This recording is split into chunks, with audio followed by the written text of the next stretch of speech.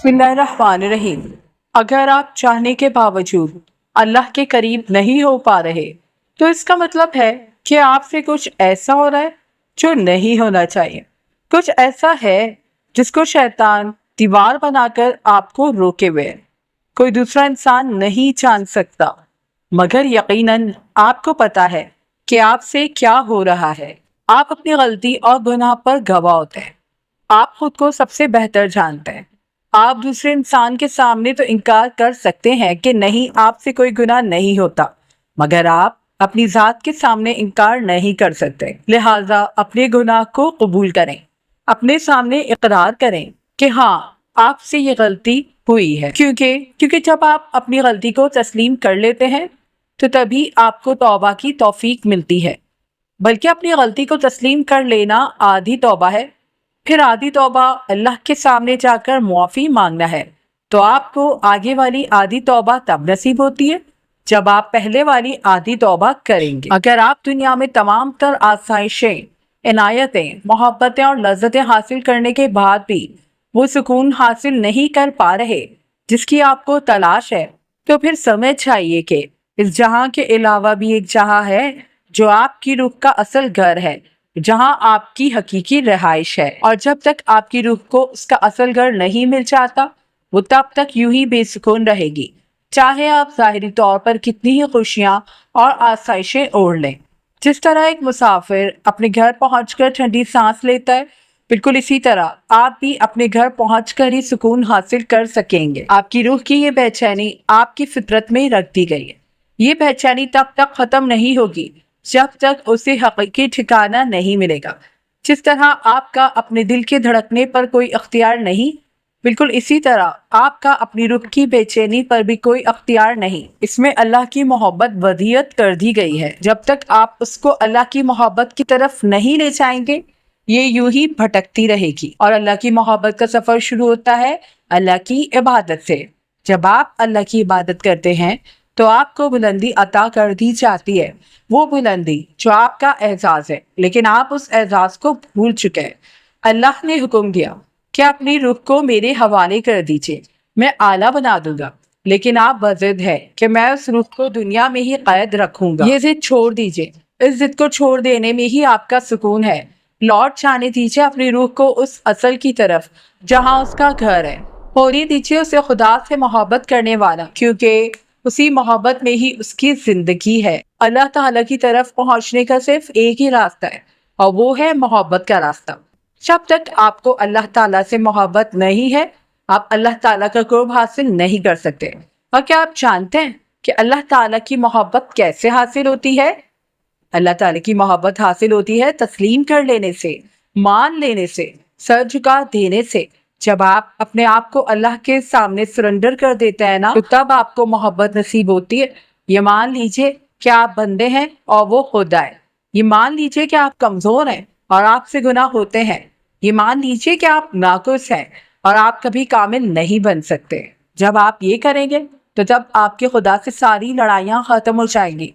आप बहस करना छोड़ देंगे, तकदीर से उलझना भी छोड़ देंगे, अपने जख्मों की फहरिस्त उठाकर शिकवे भी नहीं करेंगे। तब आप तस्लीम कर लेंगे कि या अल्लाह, मैं नहीं जानता मगर तू जानता है, मैं नहीं कर सकता मगर तू कर सकता है, मैं कमजोर हूँ मगर तू हर कमजोरी का सहारा है। अल्लाह ताला को ऐसे दिल पसंद है जो टूट कर उसके पास आए और वो दिल आकर अल्लाह के सामने एतराफ करें कि या रब, मैं भटक गया था, मुझे रास्ता नहीं मिला, मैंने अपने फैसलों पर भरोसा किया और ठोकर खाई। अब मैं तेरे दरवाजे पर आया हूँ, खाली हाथ, खाली दिल, इस उम्मीद के साथ कि तू मुझे रद्द नहीं करेगा। जब आप ये करेंगे तो तब आप जान सकेंगे कि मोहब्बत कोई एहसास नहीं है। मोहब्बत तो दरअसल सुपुर्दगी का नाम है। यह अपने ख्वाबों को अल्लाह के हवाले कर देने का नाम है। यह अपने खौफ को उसके सामने रख देने का नाम है।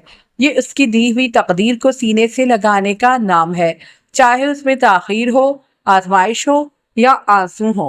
अल्लाह ताला का गुलाम बन जाना तमाम आज़ादियों से बेहतर है।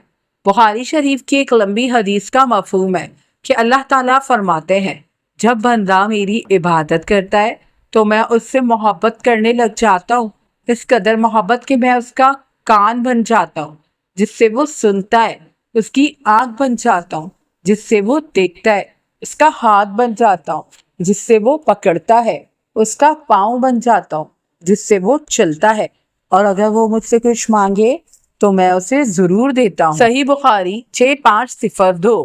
بات ساری محبت کی ہے۔ جب آپ اللہ تعالیٰ سے محبت کرتے ہیں تو باقی تمام محبتیں آپ کے لیے مانند پڑ جاتی ہیں، پھر انسانی محبتیں آپ کو چھوٹی محسوس ہونے لگتی ہے، کیونکہ اللہ کی محبت تمام محبتوں سے بڑی ہے۔ اللہ کا ہونا ہر شے سے افضل ہے۔ اللہ کی موجودگی ہر انسان کی موجودگی سے بہتر ہے۔ جب آپ کو اللہ سے محبت ہوتی ہے تو پھر آپ یہ نہیں دیکھتے کہ مجھ سے کون راضی اور کون ناراض ہے، بلکہ آپ یہ دیکھتے ہیں کہ میرا اللہ مجھ سے راضی ہے یا نہیں۔ اللہ تعالیٰ کی محبت پانے کے لیے ہر اس شے کو چھوڑ دینا چاہیے جو اللہ کی محبت میں رکاوٹ بنے۔ آپ جانتے ہیں کہ اللہ کی محبت کے لیے سب سے زیادہ کون سی چیز رکاوٹ بنتی ہے؟ ہماری خواہشات۔ جی ہاں، ہماری خواہشات سب سے بڑی رکاوٹ ہے اللہ کی محبت حاصل کرنے میں۔ کبھی یہ خواہش پیدا ہوتی ہے کہ فلاں جاب مل جائے، کبھی گھر، بزنس، اور سب سے بڑھ کر کہ فلاں شخص مل جائے، اور ہم اسی شخص کو اپنا خدا مان لیتے ہیں، نعوذ باللہ۔ اسی کی پسند کو اپنی پسند اور ناپسند کو ناپسند بنا لیتے ہیں۔ وہ جب چاہتا ہے ہمیں خوش کرتا ہے اور جب چاہتا ہے ہمارے لیے اداسیوں کا ڈھیر لگا دیتا ہے۔ اسی کو تو بندگی کہتے ہیں کہ آپ کسی کی رضا کی خاطر اپنی خواہشات کو چھوڑ کر اس کے مطابق چلنے لگے۔ تو جب آپ کسی انسان کے مطابق چلنے لگتے ہیں تو اس کا مطلب کہ آپ نے پس پردہ اس کو اپنا خدا مان لیا ہے، نعوذ باللہ۔ بندگی در حقیقت اپنی خواہشات چھوڑ دینے کا نام ہے۔ جب آپ اپنی خواہشات چھوڑ کر اللہ کے تابع ہوتے ہیں تو تب آپ کی محبت ظاہر ہوتی ہے، تب معلوم ہوتا ہے کہ آپ انسانوں سے نکل کر اللہ سے محبت کرنے لگے ہیں۔ جب تک آپ اپنی خواہشات کے غلام ہیں آپ اللہ کے غلام نہیں بن سکتے، اور بنا غلام بنے آپ اللہ کی محبت بھی نہیں پا سکتے۔ اللہ کی محبت پانے کا پہلا قدم یہی ہے کہ آپ اپنی خواہشات کے غلامی چھوڑ کر اللہ کی غلامی میں آ جائیں، پھر آپ اللہ تعالیٰ کے محبوب بن سکیں گے۔ آج سے اللہ کی محبت کو تلاش کیجیے، کیونکہ جب یہ مل گئی تو سمجھ لیجیے کہ سب کچھ مل گیا۔ جب اللہ آپ کا کان بن جائے تو آپ کو سن لیتے ہیں جو دوسرے نہیں سن پاتے۔ جب اللہ آپ کی آنکھ بن جائے تو آپ وہ دیکھ لیتے ہیں جو دوسروں کو نظر نہیں آتا، اور جب اللہ آپ کا ہاتھ بن جائے تو آپ جو چھوئیں وہ سنور جاتا ہے۔ یہ کوئی معمولی بات نہیں ہے، یہ وہ مقام ہے جس کے آگے دنیا کی کوئی دولت، کوئی شہرت اور کوئی انسانی محبت نہیں ٹھہر سکتی۔ اپنی خواہشات کو اللہ کے قدموں میں رکھ دیجئے اور کہیے کہ اے میرے رب، میں نے جو چاہا وہ چھوڑ دیا، اب تو وہ دے جو تو چاہتا ہے۔ اللہ کے پسندیدہ لوگ وہ ہوتے ہیں جن کی آنکھیں جھوٹ نہیں بولتی، جن کی زبان سے غیبت نہیں ہوتی، جو گالیوں سے بچتے ہیں، جن کے کردار میں تکبر نہیں ہوتا، جو کسی کو حقیر نہیں سمجھتے، اور جو محبت کرتے ہیں تو اللہ کے لیے کرتے ہیں۔ جن لوگوں کے دلوں میں سچائی ہوتی ہے وہ اللہ کے پسندیدہ ہوتے ہیں۔ پتہ ہے دلوں کی سچائی کیا ہے؟ دلوں کی سچائی یہ ہے کہ کسی کی نعمت دیکھ کر دل میں حسد نہ آئے، کسی کا حسن دیکھ کر اسے برا بھلا نہ سمجھیں، کسی کے پاس پیسے دیکھ کر اسے حرام نہ کہیں، اور کسی کی خوشی دیکھ کر اسے نظر نہ لگائیں۔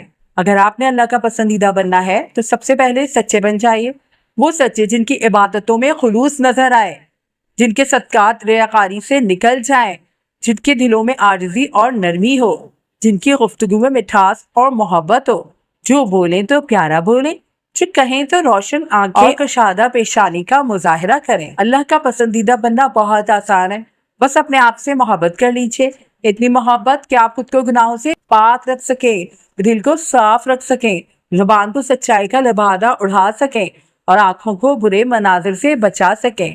یہی وہ صفات ہے جو آپ کو اللہ تعالیٰ کے قریب لے جاتی ہیں اور اس کا پسندیدہ انسان بناتی ہیں۔ لہٰذا آج ہی اٹھیں اور اپنے گناہوں کو قبول کریں، یہ مان لیں کہ آپ کو ایسا نہیں کرنا چاہیے تھا، آپ نے غلط کیا۔ جب آپ یہ کر لیں گے تو یقیناً اللہ کی طرف جانے کے راستے آپ کے لیے کھل جائیں گے، وہ دیوار ہٹ جائے گی جو شیطان نے آپ کے سامنے کھڑی کر رکھی ہے۔